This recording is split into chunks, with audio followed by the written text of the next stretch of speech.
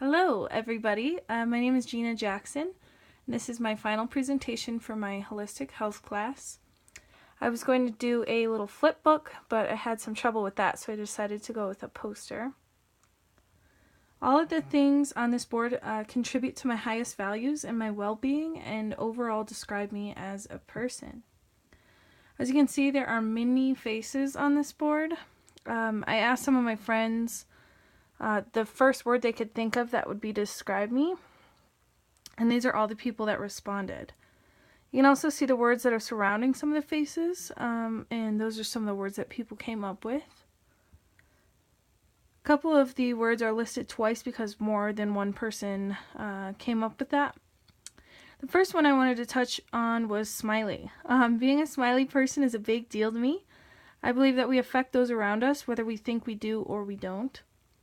Someone could be having the worst day of their life, and simply seeing our smile could save a life. I also believe that happiness and smiles are contagious. Another word I wanted to focus on was unapologetically original. I will always speak what's on my mind without hesitation because I feel like it's really important to be real with people. One of my highest values is my job because money will fund my trip to India, which I'll touch on more in a little bit later in the presentation. If you'll notice these 4 people here, they are in my vocational circle. Their opinions matter to me because it means I have a better shot at keeping my job, which will then fund my trip to India. Their 4 words were exuberant, colorful, vivacious, dazzling, and free-spirited. So I thought that was kind of cool. Another word I wanted to focus on was confused. At first, I took this as a criticism rather than a compliment. But, it took a little bit finding that as a compliment. I often find myself questioning almost everything that comes my way out of complete ignorance. Kind of hard to admit. But you'll never know the answer to anything if you don't ask. I don't believe there's any reason to not ask a question because of embarrassment, because most of the time everyone around you is wondering the same thing, and they don't have the guts to ask. So if you never ask, you'll never get the answer. I received the word vivacious quite a few times. This to me means that I'm lively and enthusiastic about things going on around me. What fun would life be if you didn't have an interest in everything around you? I found myself in the Landmark Forum a while back, and it really allowed me to assess my life and my values. While in the forum, it described to us that our lives are essentially meaningless, and we fill our cups with whatever we desire. So similar to that of Dr. DeMartini's values factor. It's important to look at our decisions as choices rather than having to be forced to do something. If you look at a hard decision as a choice, it'll give us power over what we are deciding, and therefore are able to be more excited about it. One of the faces I wanted to focus on was my mother's. She was diagnosed with stage 3 breast cancer in the middle of the semester. It really took a toll on me because as her caregiver, I had to be there 24/7. I still have to be there 24/7. It's kind of hard with me trying to graduate in December. I think it's taken up most of my time. When we first found out, it was very difficult to stay positive and smiley, as many people call me, because we thought there was little hope. There was not much we could do.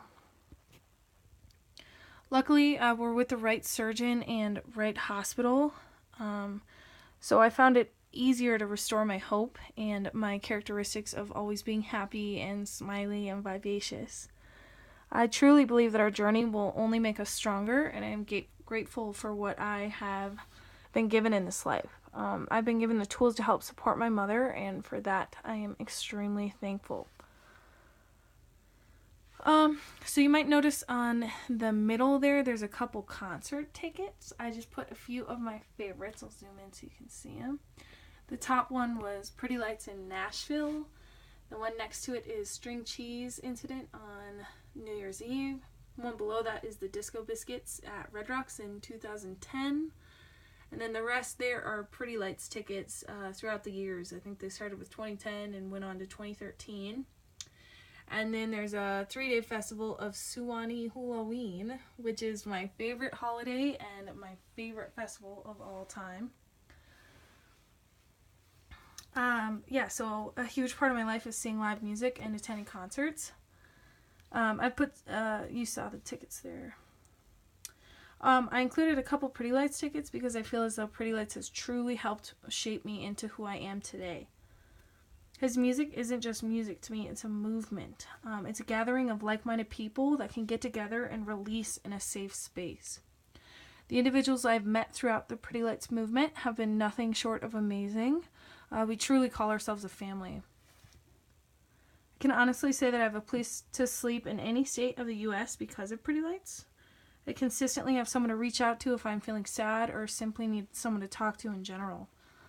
Live music allows me to connect with other people that feel the same way I do, and they come from all different states, all different places, and mind states especially. So even though we have the same taste in music, doesn't mean we have the same tastes in other areas of our lives. So it's really cool to get second opinions on any of these people that I can go through.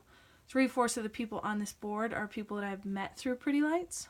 So again, a huge, huge part of my life. You'll also notice the picture of Deepak Chopra on the middle of the board.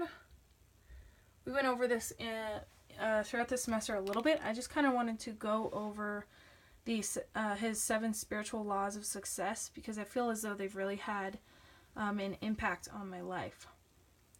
So the first law is the law of pure potentiality. This is understanding that at the core of our essence is pure consciousness. The law of pure potentiality reminds us to enter in silence the core of our being and tap the universal wisdom in which to create and reach our potential. The law of pure potentiality reminds us that we only need to look inside to find our divine essence. This law has been a little difficult for me to follow, so I wanted to emphasize it on my board. Oftentimes my happy place is shopping. So when I feel as though I've done a good job at work, or get myself to the gym, or I don't drink soda for a long time, don't eat fattening foods, I like to treat myself, usually to shopping. I mean, nothing crazy. I'll go and buy a shirt or something like that. But it's important for me to realize that I'm reaching out to material things when I feel as though I've done a good job. Because if I take that with me in life, it won't be such a great task. The second law is the law of giving. According to this law, the universe is a dynamic cornucopia. Nothing is static. Energy flows freely. In support of the axiom, as you give, so shall you receive. This law reminds us to keep the channels of our heart open, for when the heart is closed, the energy becomes blocked, and the stagnation of universal energy leads to an atrophy of the spirit. The third law is the law of karma, or cause and effect. As if taken from a law of physics stating that every action has an equal and opposite reaction, the law of karma invites us to become more responsible for our thoughts and actions.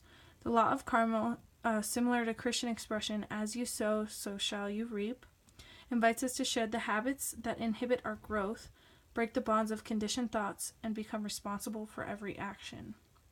I found that all of my jobs in the past have showed me to take responsibility for all of my actions. The law of least effort. Nature teaches us that water finds its own level. The universe unfolds in its own time and place. If we try to rush it, we only tire ourselves. The law of least effort invites us to go with the flow, not resist what we cannot change or influence. To be in harmony with nature means to go with the flow. One aspect of least effort is to accept those things we cannot change. And again, I've learned this throughout my mom's breast cancer quite a bit.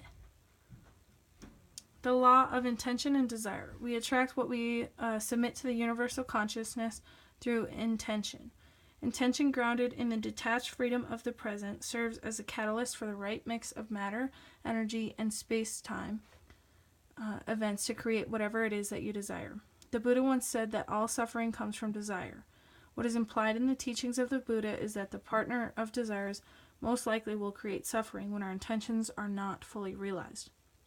As you intend, so must you detach and let the universe take care of the details. In the past, I've been called lazy and been told that I don't take initiative. This is always because I felt as though I put my life in the universe's hands. I had to search and find balance between making my own decisions and let the universe deciding for me. The law of detachment is an invitation to let go of our desires, wishes, and dreams. It's not that we don't want the desired outcome, but detachment allows the desire to stand on its own 2 feet. This law serves as a reminder that we are co-creators in the universe of our lives, but not codependent on it. Detachment means to let go of the emotions that align with our desires, fear and anger if our desires go unfulfilled. We often find security in those things that keep near us. For a more technical or real vision, I would need to envision letting go of everything on this board, which seems almost near impossible. So again, I'll have to come back to this law and probably study a little bit more. The law of Dharma or life purpose. Each of us has a unique gift and talent to share with the community of humanity. This law invites us to realize what our life purpose or mission is and to act on it so that we help raise consciousness for one and all. Speaking of mission statements, you can see on here that mine is to act as an instrument for positive change for those around me. I choose to participate actively in life with passion, integrity, and purpose. I choose to embrace change and live outside of my comfort zone. Dharma is the ancient Sanskrit word for purpose or mission. The acceptance of life on earth requires that we not only realize our purpose, but also act to fulfill it and all that may benefit from it. Finally, I wanted to talk about the pictures of India. Speaking of Sanskrit, kind of use this portion of my project as a vision board, which is a tool used to help clarify and envision a goal of yours. I got this idea from watching The Secret, a movie proposing the secret to living a happy and successful life. Visiting India has been a goal of mine for as long as I can remember.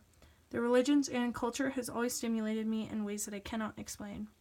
I've finally chosen to pursue what stimulates me and take an 8-month trip to India beginning in next November. Cannot wait to begin researching and planning. So there you have it, me described as a person. I've enjoyed this process and creating this art project as well. I'll zoom in just a little bit so you can see. And there's just some trinkets on the floor that I enjoy.